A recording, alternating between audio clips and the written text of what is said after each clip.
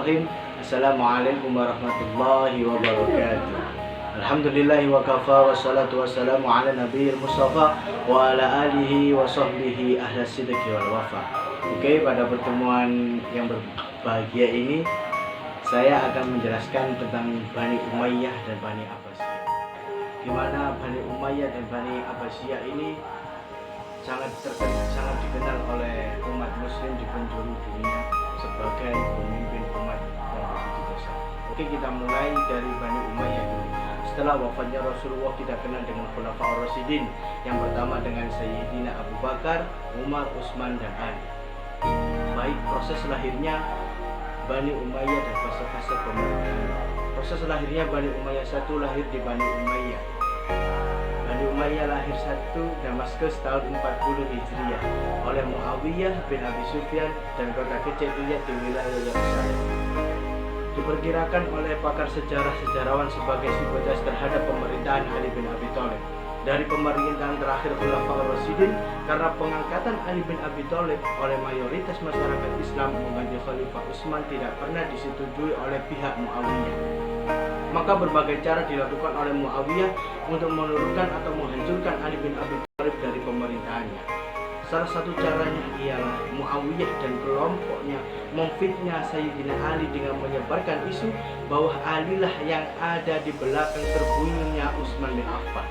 Isu ini termakan oleh beberapa pembesar di kalangan umat muslim seperti Siti Aisyah, Zubair bin Affan, dan Thalha bin Ubaidillah.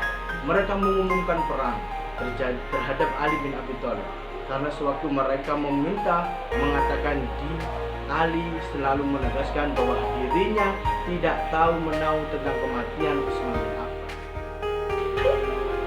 Maka Ali dipaksa untuk mengakui perbuatan tersebut. Dengan itu peranglah terjadi.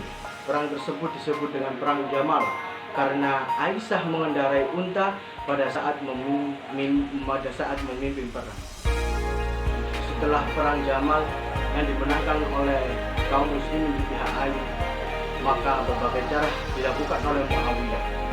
Kemudian peranglah terjadi yang disebut dengan Perang Siffin karena terjadi di wilayah kecil Siffin, sebuah wilayah perbukitan antara Madinah dengan Damaskus. Kemenangan perang berada di pihak Ali karena mayoritas masyarakat Islam mendukung Khalifah Ali bin Abi Thalib. Akan tetapi seperti pada perang sebelumnya, yaitu Perang Jamal, Muawiyah tidak pernah menerima kemenangan Khalifah Ali bin Abi Thalib. Sikap tidak mau menerima kesalahan itu diwujudkan Muawiyah dengan mengajak damai Khalifah Ali sampai 3 kali dengan cara membujuk dan merobek-robek Al-Quran, dan pada akhirnya Sayyidina Ali berdamai karena melihat Al-Quran yang dirobek-robek oleh Muawiyah. Keesokan harinya ada seorang sahabat yang bernama Amr bin As.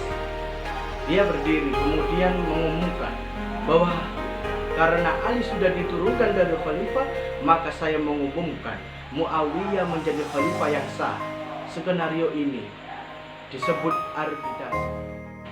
Sikap damai Ali ternyata tidak memberi perdamaian yang sesungguhnya, tetapi menambah sejarah panjang pertikaian Ali dengan Muawiyah. Kelompok Ali justru terpecah menjadi 3, yaitu yang pertama ada Khawarij, Syiah, dan Mu'tazilah. Khawarij ini adalah orang yang menentang keras terhadap perdamaian atau keluar dari barisan Ali. Syiah yang setuju dengan sikap Ali, dan Murji'ah yang mengambil jalan tengahnya. Dia mengambil sikap diam. Muawiyah memfungsikan kelompok keras Khawarij untuk membunuh Khalifah Ali bin Abi Thalib dan seorang pengikut garis keras Khawarij yang bernama Abdurrahman bin Mu'jam. Dia dimanfaatkan oleh Umayyah pada suatu pagi setelah sholat subuh menusuk Khalifah Ali dari belakang. Ketika itu Sayyidina Ali langsung wafat. Wafatnya Sayyidina Ali disambut oleh pihak Muawiyah dengan sukaria karena dengan demikian Bani Umayyah yang telah diproklamasikan pada tahun 40 Hijriah akan menjadi eksis yang menjadi satu-satunya pemerintah yang sah dalam Islam. Oke, selanjutnya kita lanjut fase-fase pemerintahan Bani Umayyah 1 Damaskus. Selama 92 tahun Bani Umayyah berdiri dapat dibagi menjadi beberapa fase pemerintahan, yaitu yang pertama fase berdiri. Fase pembentukan dan pembinaan dimulai dari berdirinya Bani Umayyah tahun 40 Hijriah atau 662 Masehi sampai masa pemerintahan Walid bin Abdul Malik, Khalifah ke-6.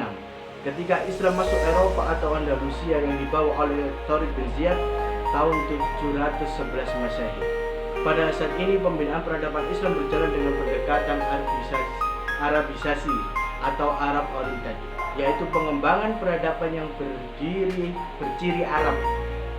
Pada saat itu, pengembangan perdamaian didominasi ukiran-ukiran di dinding masjid dan istana yang dihiasi dengan tulisan kaligrafi.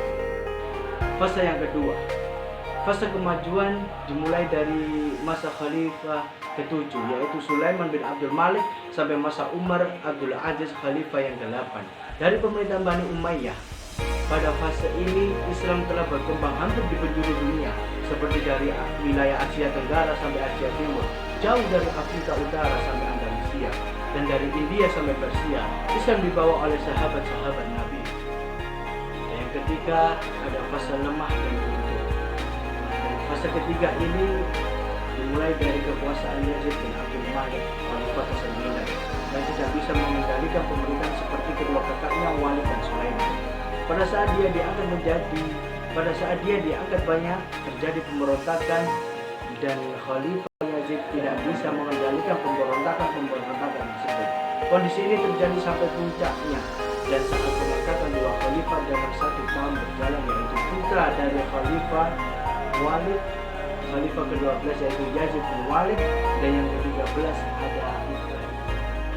Menurut pakar sejarah Islam, bahwa masa puncak lemahnya Bani Umayyah ini dikarenakan masyarakat benci dan marah kepada pemerintahan Bani Umayyah lantaran terjadi pengangkatan dua khalifah dalam 1 tahun pemerintahan dan tidak segera mengumumkan atau mengambil kebijakan siapa di antara kedua putra mahkota Walid itu menjadi khalifah yang sah.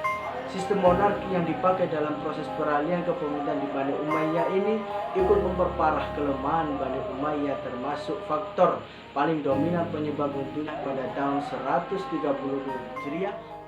Dari 14 khalifah yang memerintah di Bani Umayyah selama 92 tahun, di antaranya ada 4 khalifah yang terkenal karena prestasi dan pemerintahannya masing-masing. Yang pertama yaitu ada Khalifah Bani Umayyah.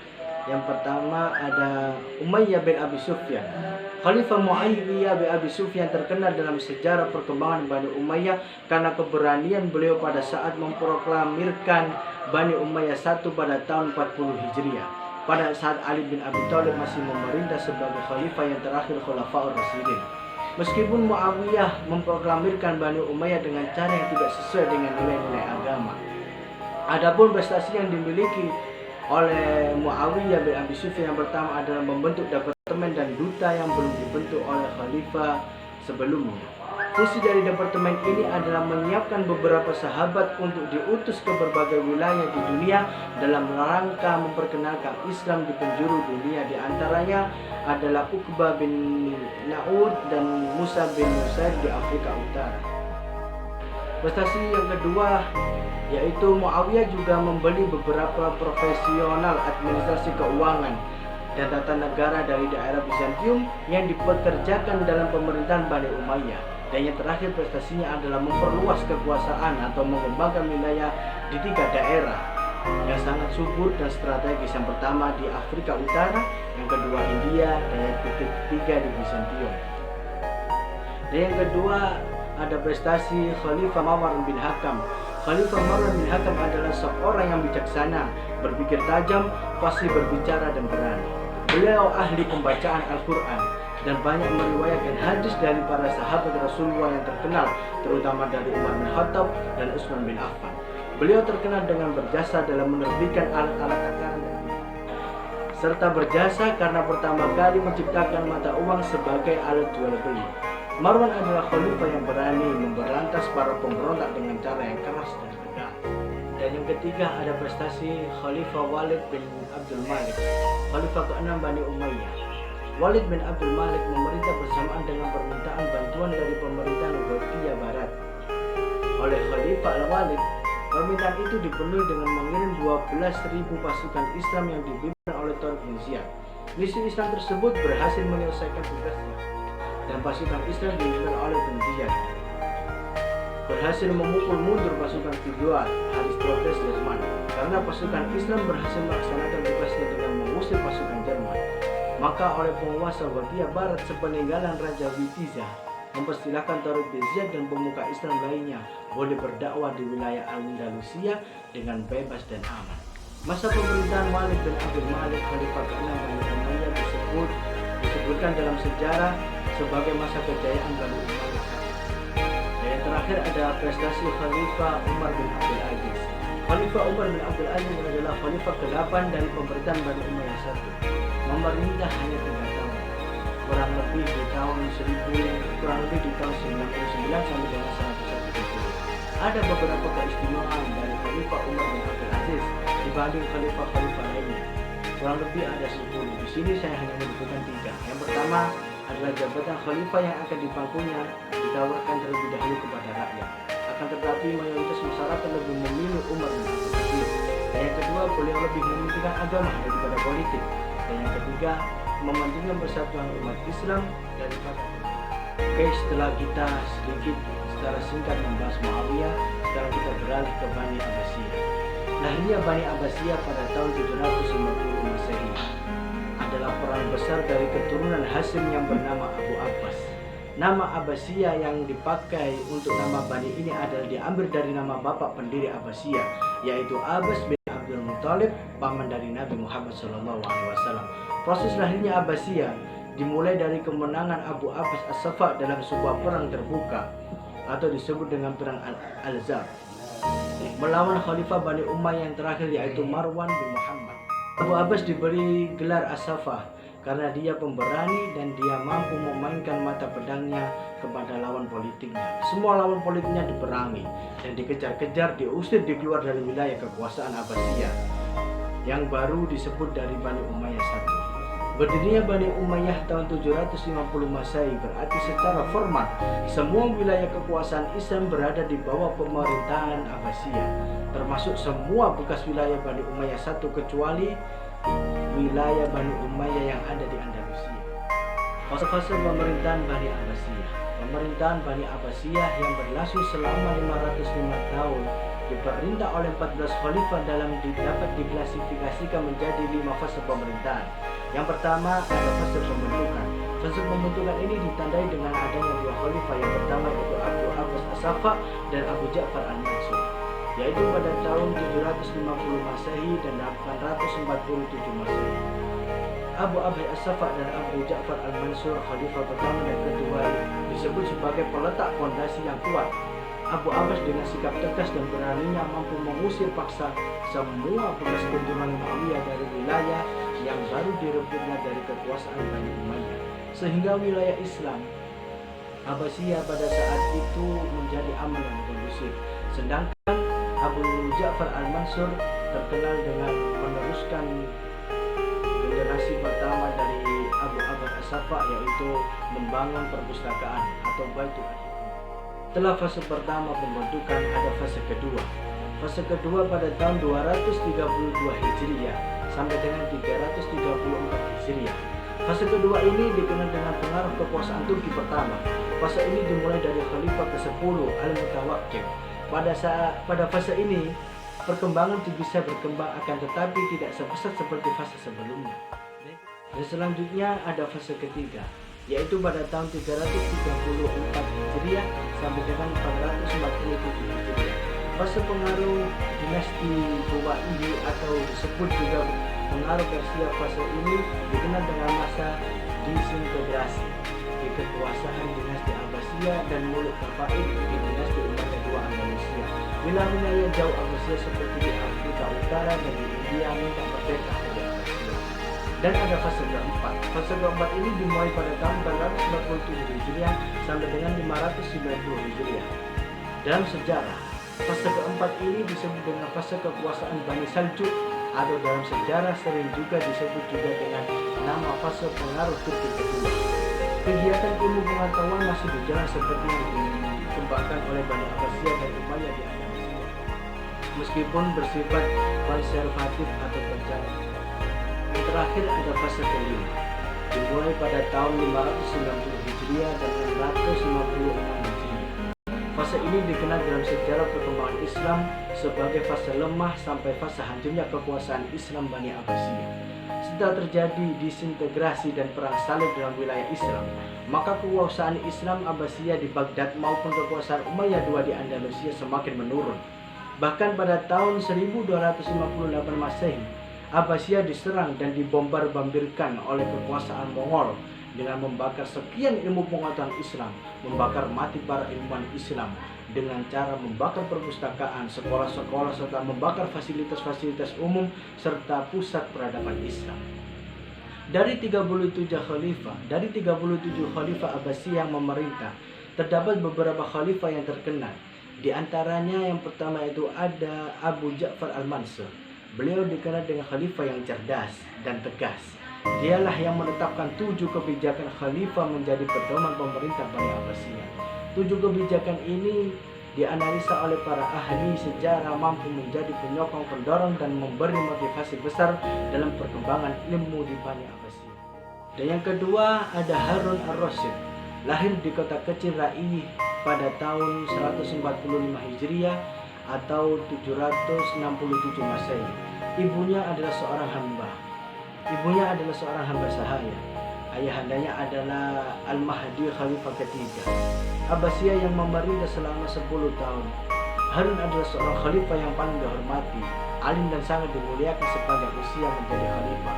Pada waktu melaksanakan ibadah haji, beliau melaksanakan sholat 100 rakaat setiap harinya dan pergi menunaikan ibadah haji dengan berjamaah. Selanjutnya yaitu ada Khalifah Al-Ma'mun. Beliau berkuasa pada tahun 198 Hijriah sampai dengan 218 Hijriah. Dia dilahirkan dari seorang ibu hamba sahaya yang bernama Marajin. Dia dilahirkan 6 bulan lebih dahulu dari saudara sebapaknya yaitu Al-Amin. Sifat-sifat beliau yang sangat menonjol di antaranya yaitu pemaaf. Salah satu sifatnya pemaaf ketika beliau memaafkan pemberontak yang bernama Fadli bin Ar-Rabi'ah yang telah menghasut komplotan penjahat untuk menangkap. Selanjutnya ada Khalifah Al-Mu'tasim. Nama aslinya adalah Abu Ishaq Muhammad Al-Mu'tasim. Lahir pada tahun 187 Hijriah. Beliau memerintah pada tahun 467 sampai dengan 487 Masehi. Pada masa Khalifah Al-Ma'mun, yaitu kakaknya, Al-Mu'tasim merupakan tangan kanannya untuk menyelesaikan kesulitan dan memimpin peperangan.